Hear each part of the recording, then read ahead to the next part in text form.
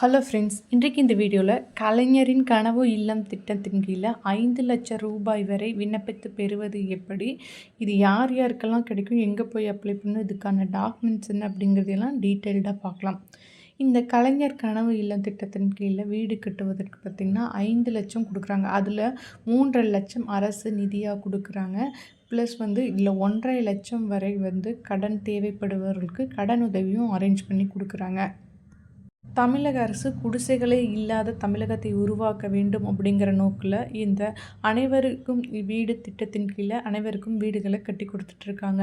இது பார்த்திங்கன்னா எந்த வகையில் பயனாளிகள் தேர்ந்தெடுக்கப்படுறாங்க அப்படின்னா, அரசின் மூலமாக நடத்தப்படுற குடிசை மாற்று வாரியத்தின் கீழ் நடத்தப்படும் கணக்கெடுப்பு மற்றும் அனைவருக்கும் வீடு திட்டத்தின் கீழ் நடத்தப்படும் கணக்கெடுப்பு வழியாக எந்தெந்த பகுதிகளில் குடிசை வீடுகள் இருக்குது, வீடு இல்லாதவர்கள் இருக்காங்க அப்படிங்கிறத கணக்கெடுப்பாங்க. அதன் அடிப்படையிலேயே நேரடியாக அரசாங்கமே இவர்களுக்கு வீடு கட்டி தருகிறது.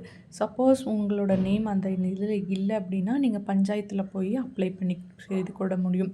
சப்போஸ் உங்களுக்கு நிலமே இல்லை அப்படின்னாலும் உங்களுக்கு அரசோட புறம்போக்கு நிலங்களில் இடம் ஒதுக்கி 3 சென்ட் வரைக்கும் நிலம் ஒதுக்கி அதன் மூலமாக வீடு கட்டி தருவாங்க.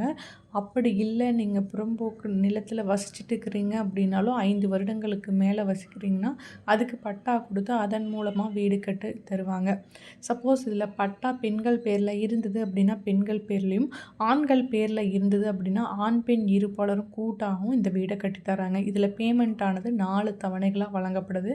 இதுக்கான டாக்குமெண்ட்ஸ் என்ன அப்படின்னா, உங்களோட பட்டா இருந்ததுன்னா பட்டா சிட்டா, உங்களோட ரேஷன் கார்டு, ஆதார் கார்டு, உங்களோட சொத்து வரி, அந்த மாதிரி கேஸ் பில், அந்த மாதிரி கரண்ட் பில், அந்த மாதிரியான ஏதாவது பில்ஸு, உங்களோட recent passport size photo, bank passbook இதெல்லாம் இருந்தால் போதும். இதை வைத்து அப்ளை பண்ணி நீங்கள் இந்த கனவு இல்லம் திட்டத்தின் கீழே வீடு கட்டிக்கொள்ள முடியும். இந்த திட்டத்தில் நீங்கள் விண்ணப்பித்து பெறுவதில் ஏதாவது டவுட்ஸ் இருந்தால் கமெண்ட்ஸில் லீவ் பண்ணுங்கள்.